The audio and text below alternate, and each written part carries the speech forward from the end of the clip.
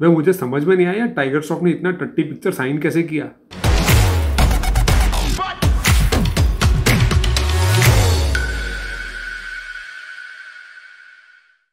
चाचा जी आज मैं एक मस्त पिक्चर देख के आया। कौन सी बेटा? भागी 3। किसकी है? टाइगर श्रॉफ और श्रद्धा कपूर। डायरेक्टर है अहमद खान। अरे रुक जा बेटा, मैं अभी आया। कहाँ जा रहे हो चाचा? सरदर्द की गोली लेके आऊं। अरे चाचा स्टोरी तो सुनो। ये श्योर? हाँ क्यों? नहीं स्टोरी है इसमें। चाचा आप जज बहुत करने लगे। चल ठीक है सुना। टाइगर के कैरेक्टर का नाम होता है रॉनी और उसके भाई के रोल में रितेश देशमुख। अरे रितेश क्या कर रहा है इस मूवी में? टैलेंट वेस्ट कर रहा है। तो रितेश बहुत सीधा साधा और डरपोक टाइप का कैरेक्टर होता है। ये वहाँ यहाँ जाके मार खाता है और वहाँ पे खड़े खड़े रॉनी करके चिल्लाता है। तो वहाँ टाइगर श्रॉफ पहुंच जाता है और सबको धो देता है। ये है बेसिकली फिल्म की स्टोरी। सुनकर बड़ा मजा आया, थैंक यू। अरे चाचा आगे और भी है। हाँ तो इनके बचपन में इनका बाप जैकी श्रॉफ जब मरने वाला होता है ना, कैसे मरता है? वो किसी दंगे में अकेले जाते हैं गुंडों से लड़ने के लिए गोगल्स पहन के, तो उनको ठीक से दिखाई नहीं देता तो कोई गुंडा उसको मार देता है। अच्छा तो मरते मरते वो रॉनी को कहता है कि अपने बड़े भाई को संभालना, कि जब भी कुछ पंगे करके रॉनी करके चिल्लाए तो वहाँ दौड़ के पहुंच जाना और सबको धो देना। शाबाश। कितने साल का होता है ये रॉनी तब रॉनी होता है कुछ 8-9 साल का। बड़ा जिम्मेदार बाप है ये तो। अब इनको पाल पोस कर बड़ा करता है दूसरा एक पुलिस वाला, ग्रैंड मास्टर शिफू जी। अरे वो क्या कर रहे हैं इस फिल्म में?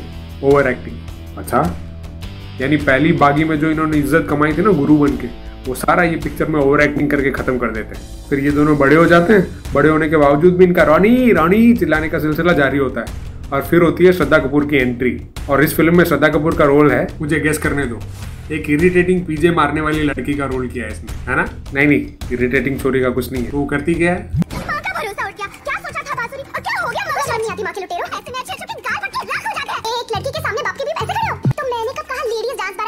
हाँ ठीक है देखा। बेसिकली ये दोनों भाई बेरोजगार होते हैं तो अपना शिफू चाचा आके अपने फेक बिहारी एक्शन में कहता है कि कोई तो पुलिस स्टेशन में एक इंस्पेक्टर की नौकरी खाली पड़ी है और वो इन दोनों में से किसी एक को ही नौकरी पे लगा सकता है। टाइगर यानी अपना रॉनी जाएगा। क्यों नहीं? रितेश को बचाते बचाते उसके ऊपर 32 मारपीट के केसेस हो चुके हैं, वो नहीं जा सकता। तो उन्हें तो कहा रितेश बड़ा सीधा और डरपोक किस्म का आदमी है। हाँ तो ये इतने पंगे क्यों लेता है कि बार बार रॉनी को बचाने जाना पड़े? अरे आप सुनो, तो रितेश इंस्पेक्टर बन जाता है। पुलिस का फिटनेस टेस्ट पास हो गया रितेश? नहीं। एग्जाम में अच्छे मार्क आए रितेश को? नहीं। तो भर्ती कैसे हुआ पुलिस में इंस्पेक्टर? शिफू चाचा ने भर्ती करवाया। कुछ भी। हाँ तो ये रितेश इंस्पेक्टर बन जाता है और जहाँ पे भी गुंडे मवाली है वहाँ पे टाइगर जाके उनको मारपीट के धो देता है और उसका क्रेडिट पूरा रितेश को दे देता है और किसी को शक भी नहीं होता। नहीं तो टाइगर यूँ रैंडम जगह पे जाके गुंडों को मारते रहता है। रैंडम जैसे? रैंडम बोले तो यानी एक खाली ग्राउंड है, वहाँ पे 10 ट्रक यूँ लाइन बना के आते हैं और अचानक खाली ग्राउंड पे टाइगर पहुंच जाता है और फिर अगले सीन में सारे ट्रक वाले जमीन पे पड़े होते हैं।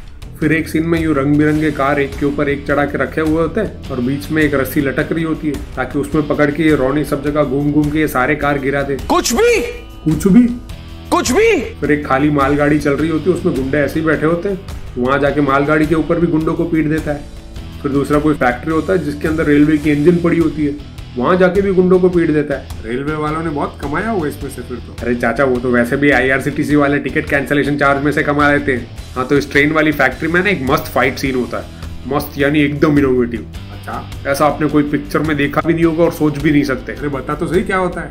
यानी टाइगर रितेश को कहता है कि जब वो सीटी मार के सिग्नल दे तो लाइट ऑफ कर देने का, तभी टाइगर जाके सारे गुंडों को मार देता है। फिर से सीटी मारे तो लाइट ऑन कर देने का। मैंने ये देखा है बेटा कहीं पे। तो सारे गुंडे घबरा जाते हैं, फिर से सीटी मारे तो लाइट ऑफ कर देने का और टाइगर जाके फिर से गुंडों को मारता है। ये मैंने कहीं देखा हुआ सा लग रहा है। ना होवे चाचा, एकदम फ्रेश आइडिया है।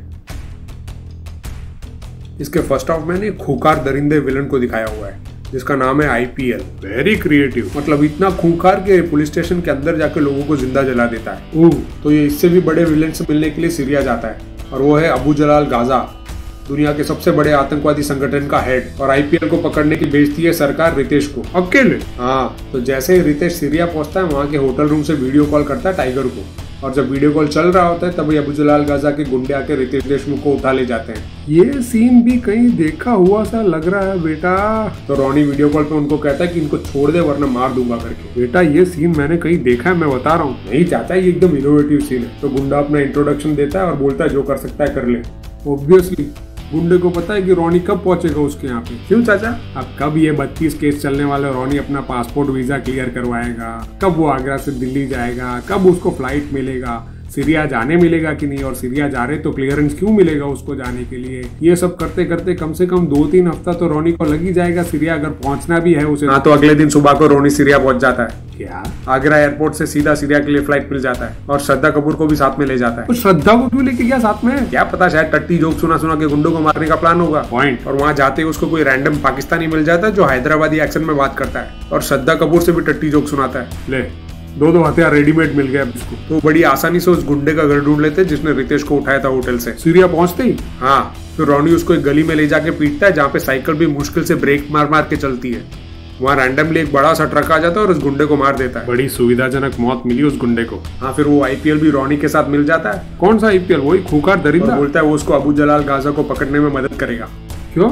आईपीएल बोलता है कि उसने बहुत लोगों को मारा, वो थक गया है करके, तो पश्चाताप करना चाहता है। अचानक फिर आईपीएल कहता है कि रितेश को जैश ए लश्कर के अड्डे पे रखा हुआ है। कहाँ रखा है? जैश ए लश्कर के अड्डे पे। भाई चमन, जैश का मतलब पता है क्या? आर्मी, फौज। लश्कर का मतलब पता है क्या? आर्मी, फौज। ये क्या नाम हुआ? जैश ए लश्कर, फौज है फौज। चाचा, इसका राइटर शायद कोई अगरबत्ती सूंघ के सस्ता नशा कर रहा था लिखते टाइम। मैंने पहले ही बोला मुझे सरदर्द की गोली लेने दे। फिर आईपीएल कहता है कि जैश ए लश्कर के अड्डे पे जाने के लिए एक रास्ता है, जहाँ पहले 2 टावर वाला इलाका आएगा, फिर एक खाली मैदान आएगा, फिर ये जैश ए लश्कर का टाउनशिप आएगा, तो ये सब क्रॉस करके जाना पड़ेगा उसको। तो सीधा पीछे से जाके हमला क्यों नहीं किया अड्डे पे? पहले 2 टावर रोनी ऐसे चुटकी में गिरा देते डॉलर के सामने रुपया, फिर आगे एक खाली मैदान आता है, वहां पे रोनी जाके ऐसे ही खड़ा हो जाता है बीच में, क्योंकि गुंडों की गाड़ी ऐसे लाइन में आती है और लाइन में आके टाइगर से बस 3 फीट दूर जाके पहली गाड़ी फट जाती है। तो भाई गाड़ियां साइड से क्यों नहीं निकाल ली? अचानक उस बड़े से खाली ग्राउंड में 3 हेलीकॉप्टर सामने आ जाते हैं टाइगर के, और ये टाइगर उस हेलीकॉप्टर इतने इमोशन के साथ देखता, अरे हेलीकॉप्टर तू कहाँ से आ गया? अब हेलीकॉप्टर तो रोनी को उड़ा देंगे। क्यों नहीं? वो हेलीकॉप्टर रोनी के आजू बाजू चक्कर मारता है। क्या? फिर रोनी जमीन पर रैंडमली पड़े हुए हथियार उठा के ये हेलीकॉप्टर को शूट करता है। हाँ, फिर और हेलीकॉप्टर को बोलता है आ जाओ। फिर ये तीनों हेलीकॉप्टर बम बरसाते हुए रोनी के पीछे जाते हैं। फिर बम फट के रोनी घायल हो जाता है। नहीं, ये खाली मैदान में उड़ रहे हेलीकॉप्टर किसी शहर में जाके क्रैश लैंड करते हैं, और वो भी एक के ऊपर एक करके, और उसके ऊपर जाके रोनी खड़ा हो जाता है। मुझे समझ में नहीं आया टाइगर श्रॉफ ने इतना टट्टी पिक्चर साइन कैसे किया। हाँ, तो जिस खतरनाक आदमी, बस बेटा मुझसे और सहन नहीं हो रहा। अरे वैसे भी इतना ही है। हाँ, तो जिस खतरनाक गुंडे को अमेरिका, रशिया, मोसाद की सेना मार नहीं सकी, उसको ये आगरे का रोनी जाके खत्म कर देता है 2 दिन में, और उस दिन शाम की फ्लाइट पकड़ के सब लोग वापस सीरिया से आगरा आ जाते हैं। हो गया तेरा। और कौन कौन है इस फिल्म में? चाचा, इस फिल्म में अंकिता लोखंडे, सतीश कौशिक, जयदीप अहलावत, वीरेंद्र सक्सेना, विजय शर्मा जैसे लोग। इतने सारे टैलेंटेड लोग होकर भी ओवर एक्टिंग करवाना और इतनी वाहियात फिल्म बनाने भी एक टैलेंट है बेटा। तो कैसी लगी ये फिल्म चाचा आपको? चल तेरे बाप से पूछते हैं। जैसे ये फिल्म समाप्त होती है, इसके क्रेडिट्स में लिखकर दिखाते हैं कि ये एक तेलुगु फिल्म वेटाई से इंस्पायर्ड है। राइटर की सुस्ती इसी में दिखती है, क्योंकि वेटाई एक तमिल फिल्म है, और जिसे शायद तमिल और तेलुगु का फर्क नहीं पता, वो इस कहानी को क्या इंसाफ करेगा ये आप भी समझ सकते हैं। वैसे इस फिल्म में वेटाई के अलावा कई फिल्मों से सीन चुराए हुए हैं। टाइगर श्रॉफ हमें पसंद है और उनके एक्शन अवतार भी बढ़िया होते हैं, मगर इस तरह की फिल्में अगर वो करते गए तो उनको अगले ऋतिक रोशन के बजाय अगले बी ग्रेड एक्शन स्टार के रूप में देखा जाएगा। मुझे इस फिल्म के बारे में ज्यादा कुछ नहीं कहना। इस फिल्म के एक गाने के लिए जितना खर्चा किया होगा, वो पैसे अगर किसी अच्छे लेखक को दे देते तो शायद एक कहानी लिखकर दे देता वो। मुझे नहीं लगता इसके बाद मैं कोई ऐसी फिल्म देखूंगा जिसमें राइटर का नाम साजिद नडियाड वाला हो। वो प्रोड्यूसर ही ठीक है हमारे लिए। सब्सक्राइब कीजिएगा, जल्द मिलते हैं अगली फिल्म के साथ। धन्यवाद।